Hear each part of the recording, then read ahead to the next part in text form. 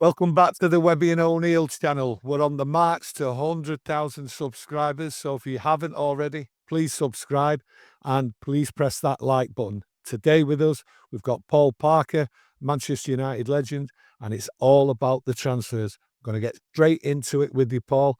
Thanks for coming. Listen, we've had 3 signings there, 3 good signings. What's your opinions? Kuna and Bumo and Sesko. The one I know I can say least about really is Shesko. Really, I'm just the same as everyone else. I've seen him play in the odd, lots of clips, montages when he's played for his team in Germany, Leipzig. The other two, Cunha and Embueno, I've seen them play and for Wolves and Brentford respectively. And to be perfectly honest, I thought they was excellent signings in the fact of given how the team had been. That all of a sudden 2 players are coming to the side who are willing to run. Both of them run off the ball. Both of them are great players when they run at people with the ball. And they've just got a work ethic about them. They go up and down, no complaints. Signings that were necessary in the fact of when you see something like that, you get dragged along with players like that because you start asking yourself questions. Am I matching them? And that's what they've done in that first game. Well, you've got to look, people out there talking about priorities and everything else like that. Is there, in your opinion, Paul, a priority, what we need to sign? Is there still something missing? Yes, I mean, it's easy to look at the performance at the weekend and say, yes, it's a big improvement than last season. Everything was like a Manchester United team playing at Old Trafford. It was just so attacking base. It was great to watch, and I haven't said that often enough in the last few seasons. But even then, I look at it and I think there's going to be those games, and I still say that a central midfield player is needed. A younger version of a Casemiro is needed.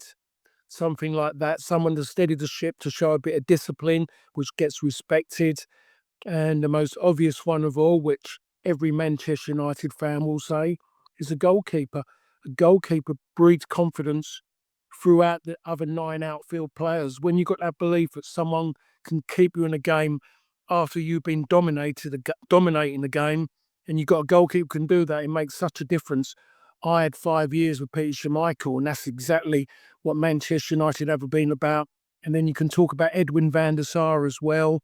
He gave an out, and we're talking about goalkeepers of great Manchester United teams. And become a great team, you need a great goalkeeper. Manchester United at the moment haven't got one. Well, Onana's the number one. Are you basically saying we should have bought one because there's only 7 or 8 days left in the transfer window? Are you saying he's not good enough, Paul, and that was the priority? I think, to be honest, I thought about it, but I looked what happened at the weekend. I have to say, when you look at it now as an attacking entity, Manchester United as good as anybody. When you look at what they've got there, you could put them up there with the best ones. Last season, you was talking bottom of the table. A goalkeeper has always been a priority for me from day one. I wasn't a fan when he arrived. I always questioned the use of his hands. Goalkeepers are natural. They're born with great hands, instinct. They sense things. All I'm seeing really is an outfield player who wants to talk about how good he is with his feet. And the most important thing for me is a goalkeeper who can save the ball. There was a good goalkeeper there at the time to use and to build and follow on. No need to go out and spend the money that was spent. David De Gea was good enough at that moment in time. We just got caught up in a craze in football about goalkeepers having great feet. Right. Moving on, Paul. If you look at the end of the season, Amorim, people called it ruthless. 5 players were told to find a club. They were excluded from the squad. Now, barring Rashford, the rest of them are still here, Paul. And I want to start with how do you see the Sancho situation going back? Chelsea paid 5 million to send him back, Paul, and he's still here. What's your thoughts on Jadon Sancho? Oh, that's a massive kick in the teeth, isn't it, when a club does that? Pay him. It's an absolute massive. I really don't know how you can survive. It's the world we live in at the moment. I've laughed about it. You've just had a little chuckle. It tells you where we are with football at the moment. How serious can we take it when clubs can go and do things like that? Before, you were stuck with it. You made that decision, you were stuck with it. Now they can just buy it out and just say, no, go back. I asked a question why they took him in the first place, because they was overloaded with wide players. But when you got money, you can gamble a bit more. When you've been given when someone comes to you and says you can have a lovely bedroom, give you this, and you can do whatever you want in that bedroom, got all the services you want. Why are you going to go and leave that and go back to something basic? And those players who we're talking about have been given incredible home comforts at Manchester United from the previous people who were looking after the players' welfare. And what they didn't understand is it's not always about being nice, it's actually being strong and stating that what they can and can't do. And the reason why they're in this position, because why would they want to leave? Manchester United is a hard place to leave in the first place. When you're told that you're going to be moved on, it's hard to accept. But it's not, in my opinion, it's not a place to be when you know that your time's up, because you can see what's going to happen next and you don't want to be around. You can sense it all. But these players, given what they're earning, they know they're never going to get that again. They're not going to have life so easy. So they're virtually saying, why should we leave? And in any walk of life, any industry, if you've got something there and you've got something that you've got a little bit of control of, which is time, you're going to go and grab it. And that's what they're all doing. They're all grabbing that instead of putting their first thought in, I want to be somewhere where I wanted and where I'm going to play regular. It doesn't matter anymore. The players got time and going somewhere where they want to play and play football at big clubs. I look at Garnacho, Chelsea. That's where he's stipulating he wants to go. But Paul is a young fella. He's now just out of the international squad. He's not played football at all. And Bayern Munich, Paul, came in and inquired about him. And he's refused it. It's Bayern Munich, and I say to myself, you're a fool. It's Bayern Munich. You want to play football. Surely you'd like to go there. But he's adamant he wants to go to Chelsea. Is that a little bit sort of selfish? Is it relying on Chelsea to come in and give a big bid? Is that a dangerous thing for him to do, to sit there and hope Chelsea come in and Man United buckle under the pressure? Well, I think it just shows the position he's in. He's earning good money. He's content to be there. If it doesn't work out, he's content to be there and know he's not going to play. That tells me that what I always think about the modern day player, they're not as much as in love with the game as what players of yesteryear were. We was all in love with the game and it was important to play. For him, it's important to be at Manchester United. That suits him. Bayern Munich coming for you and you're sitting there saying you want to go Chelsea, that tells me there's something not right in you. There's no drive there. If you're turning down Bayern Munich for Chelsea, there's something wrong. People come out and say it's all about money.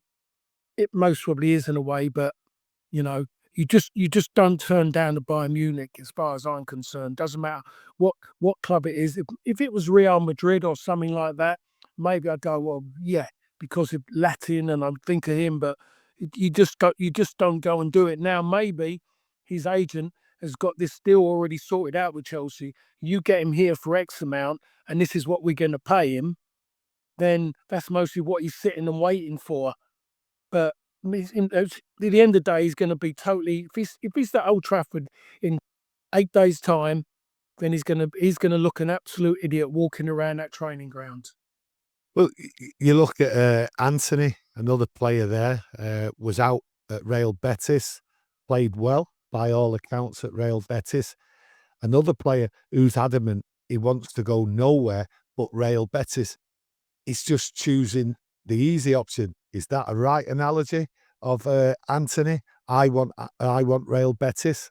Betis haven't got the money. They've said it, and the wages as well. Is there something wrong with these players? And have United done the right thing to try and get all these players out? Because, like you say, this doesn't seem to be a desire to play football here, Paul. See, that was a leading question there. When you asked me that question, is there something wrong with these players? Of course, there's something wrong. They're content not to play. It's absolute madness. Go and start again. Go and build it, and then you maybe get an opportunity when you do well somewhere else to earn that money again.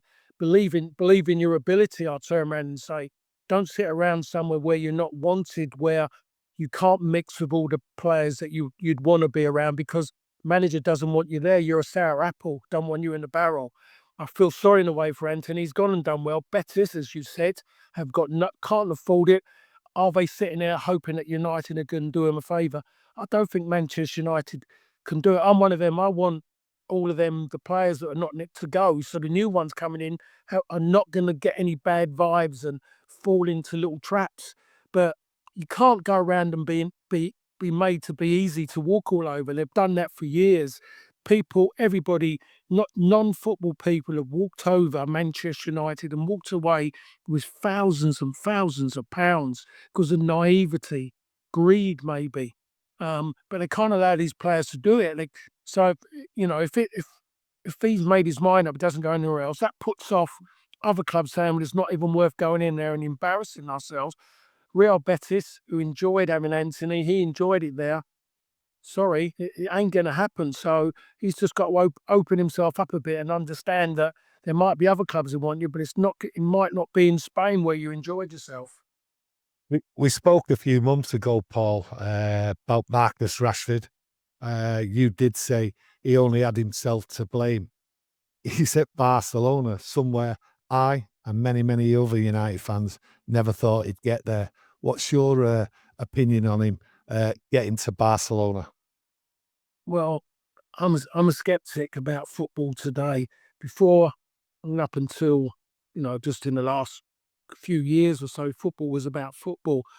Football now involves PR companies now, and PR companies virtually control a lot of it, what happens with player status. And when you read things about players now by one columnist in particular who's constantly writing about different people, and we will write and we will say things about people are putting something in your back pocket. There's, you're willing to do a lot of things, but we know that there's more in it. Barcelona going, oh, we want him badly. In my opinion, I just don't see it happening. It doesn't make sense for a club like Barcelona to go and dip in there. So there's a lot more to it than that. I think even the same. I look at the Villa move as well. I'm still scratching my head at that one. That they're going well, Villa, they're going all right, and they dropped their main centre forward over 2 games in the Champions League against PSG to play Marcus Rashford through the middle, where he has said he doesn't want to play. He's a wide player, his strength, and yet he's gone and played through the middle for Villa. And we all know he's not a centre forward. He was asked to do a job, to be a little bit unselfish and help the team out. No, I can't play there. That's not my role. I don't want to be a centre forward. Play 2 games for Villa. Upsets Watkins. Then they've got Jacob Ramsey, who's a little bit upset as well because he loses his spot on the left when he was doing quite well.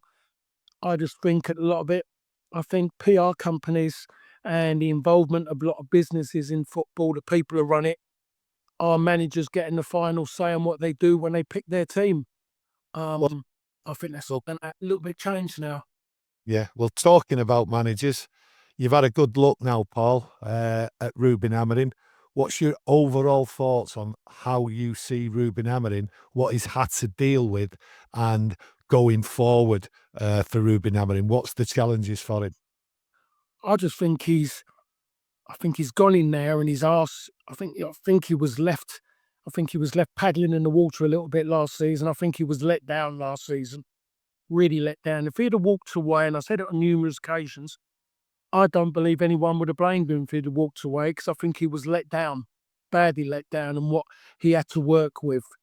And he got through it by the skin of his teeth with some not good people around him.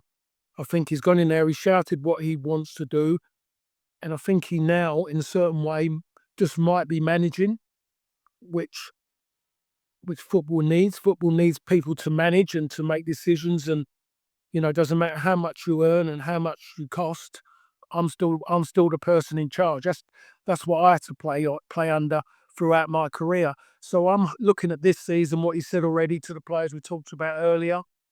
I'm looking at what's happened at the weekend, and I'm saying in certain ways he's getting his way a bit. He's getting a little bit. With people are starting to see, yes, there is in some people's eyes, there is a method in this madness of keeping his man on. I don't agree with that. I thought the man was right from the start. He just wasn't given the right tools to work with. So if they can give him another 2 players within the next 7, 8 days, and then he would be under pressure, which I think if you're not willing to be under pressure as a manager, don't do it. Go out there and deliver Manchester United a place in Europe next season, maybe a Champions League spot, because I believe a centre midfield player of note, of the calibre we was talking about, the player at Brighton. Yeah. And a goalkeeper who has got a presence and can use his hands and can, be consistent, then Manchester United can maybe have a little bit of a go and compete for a top 4, top 5 finish in the Premier League. It's a massive jump. Teams don't normally go and do it, but we're talking about Manchester United, them being in a position which is more favourable than what it was last season. We've seen United, Paul, in the background inside the club, how toxic it's been, and there's been talk of changing the culture. And I think everyone can see that there has been a change. These players have come out, the fitness, the running, everything about this team, this squad, looks completely different than what it did after that disastrous Europa League final against Tottenham. Now, people were critical of Ruben Amorim, saying his style will not work. And you see an improvement in his style, and do you think it can work going forward? Of course it can work. It can definitely work. We're talking about football. It's nothing difficult. We're going through a moment in time that the media have decided to call every player who plays in the Premier League an elite player. What a load of rubbish. They're footballers. They're good, bad, different, or and the odd few are great. They're not elite. So I don't know why they're using words like that. But if you want to use a word like that, elite, then they're adaptable. So you can do it. I went from being a fullback to becoming a centre half when I was at Fulham, to going to QPR and playing 3 at the back. And then we finished the season, my first season, 87, 88, their highest position it was then, until when they actually last qualified, when they finished second in the league behind Liverpool. I think that was the 74, 75 season. And we played 3 at the back, me, Terry Fenwick and Alan McDonald. And we got into playing 3 at the back. Chelsea won the Premier League under Conte, playing 3 at the back. You know, good play, did it really well, won the league really so convincingly. And this man has been doing it his whole career. He's played it, he's been doing it, so he knows it.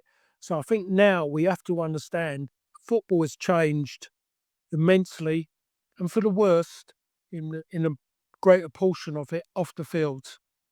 It's non-football now. But I look at it on the field, it's not changing that much. It's just about someone asks you to do something, and you're going to do that job to the best of your ability. If you believe in yourself as a footballer, and because you're a Manchester United player, you should be wanting to adapt, because you should want to play every single game for that team. You talk about players adapting and wanting to play and all that. Lots of discussions we've had, lots of fans discussing all the time. Mason Mount, he's worked really hard. He looks fit. He looks raring to go. And, we mentioned the Arsenal game. He looked really well for Arsenal, done a job. I thought he played excellent football at times in that game. Where do you see him fitting in this team? Because lots of people are sceptical that he can get a place. I thought, to be honest, he surprised me at the weekend. I thought, especially in the first half, I thought he was excellent. I was trying to, and I was doing the game for the radio, and I was trying to work out exactly where he was playing, because he was everywhere. At one point, I saw him covering back in the right back position from when we had a corner, and he's there. Then I saw him in a left back position when he took the ball off of Saka's feet. I'm in the corner of the box defending. and then I saw him making runs into their box. So I wasn't sure, and really like what I saw. The thing And is it? I, s- I can, I see him as it's horrible, as a squad player. He'll come in and do a job. Do I see a specific role where he can play week in, week out? No, no, I don't. I don't really. Maybe if there was that midfield player, a belabourer in that midfield, maybe he could bounce off of him because you got that steadying ship there. He could do that. But without that player there, I don't think it can happen because he can get up and back and fill those areas in while Casemiro can't do it anymore. He does a good job, and I love Casemiro, but that time of him doing what he was doing before, because the only thing's just maybe changed a bit is just his maybe that extra that half a yard that he hasn't got anymore. But everything with him, his thinking is still second to none. He can do that if he's got that disciplined player in there who knows and he can fill those gaps. But until then, I don't think Mason Mount can figure in a regular Manchester United team if they want to step forwards. We talk about the midfield all last year. Fans were in uproar about it, saying it needs to be fixed.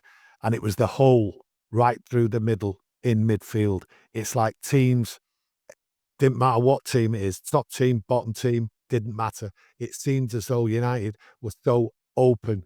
Now, Bruno Fernandes, people are critical of him in midfield. Some say he's okay in midfield. But the thing is he the answer?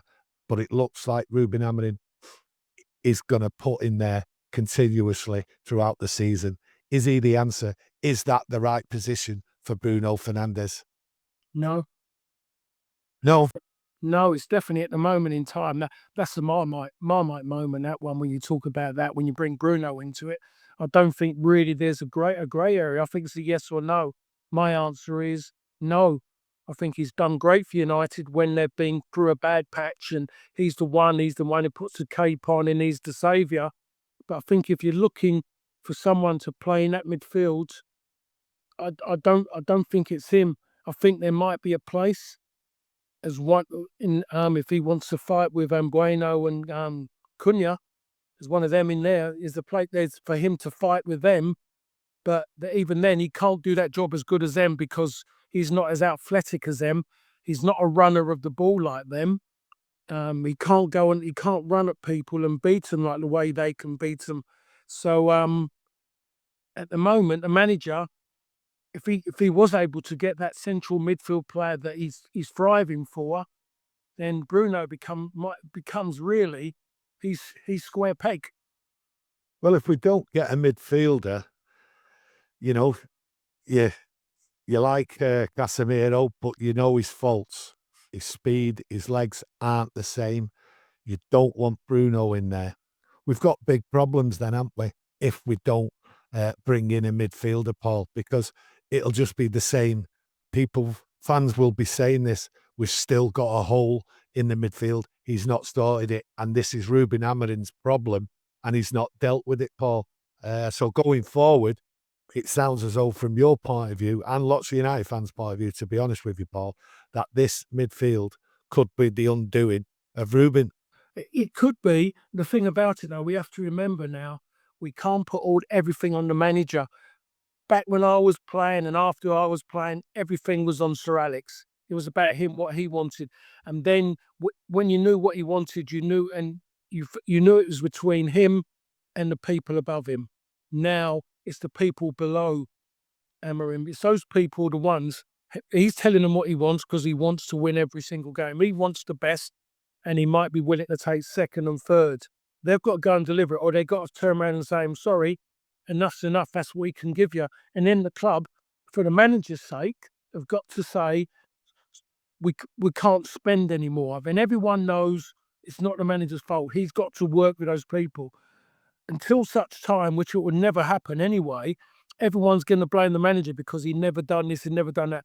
You know what's needed. If you're saying the fans know what's needed, so that means the manager knows it, because otherwise he should never be doing that job. Don't you think that he would be trying his best to fill that bit in there so we can go and win his first trophy for the club? Because he knows he's won things at Sporting Lisbon, he knows that the first thing he wins at Old Trafford is going to be the biggest thing he ever win in his life. He is not going to understand the euphoria that goes with it, so he wants it. So it's out of his control. So he can't get blamed or can't be blamed for that situation. So there are people now that you employ at the level down to do it for you. They're the ones now I'm seeing now that all those people below are getting a pat on the back at the moment for the front three. But The men in suits.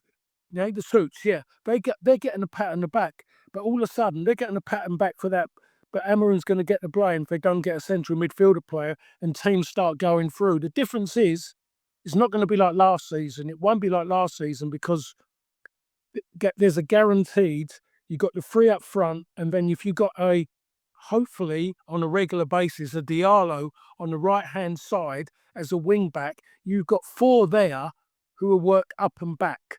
They will do their work. So you won't just see players keep going through and people with their hands on their hip and going, well, it's not me, it should have been you. They'll do their job and they will then ask questions after how football should be. You know, we're all willing. I mean, at the end of the day, football should be a man and a half. You and a teammate, not just you and a teammate. And that's what I saw a little bit more at the weekend of that than what it was last season. That's why they were so unlucky to walk out of Old Trafford and not at least have a point behind them.